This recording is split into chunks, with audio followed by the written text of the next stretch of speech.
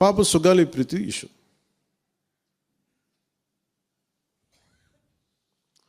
పండ్లున్న చెట్టుగా రాళ్ళు పడతాయంటారు. ఎవరైతే చేయూతనిస్తారో, ఎవరైతే ఆదరిస్తారో వాళ్ళని తిడితే ఎట్లాగా? అసలు ఈరోజు సుగాలి ప్రీతి అనే కేసు ఎలా ఎక్కడి నుంచి బయటకు వచ్చింది మీరు చెప్పండి. ఇలాంటి అన్యాయం జరిగిందని ఎవరికి తెలుసు?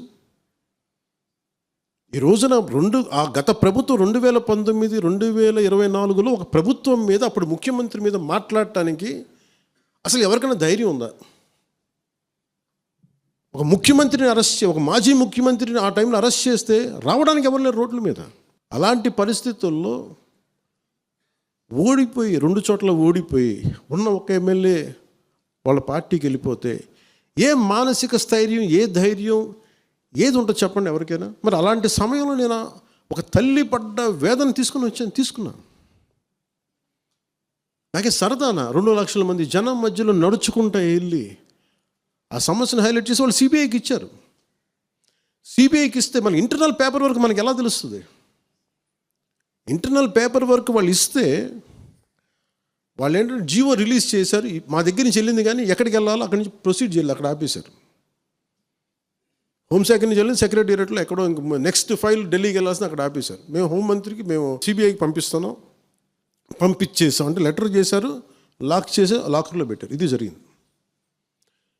ఈ ప్రాసెస్లో ఏం చేశారు, వాళ్ళకి ఈ కేసు కొంచెం సెన్సిటివ్ కేసు కాబట్టి మీకు చెప్తాను. సుగాలి ప్రీతి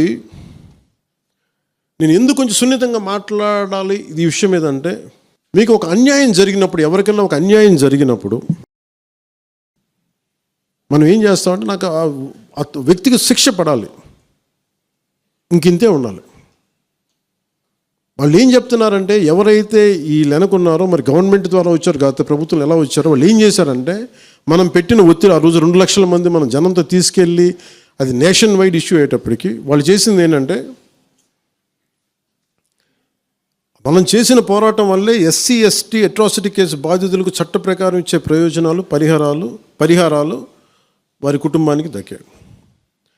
కర్నూలు రూరల్ మండలం దిన్నెదేవరపాడులో 5 ఎకరాల వ్యవసాయ భూమిని కేటాయింపబడింది. ఆ గ్రామం కర్నూలు నగరానికి 9 కిలోమీటర్ల దూరంలో ఉంది.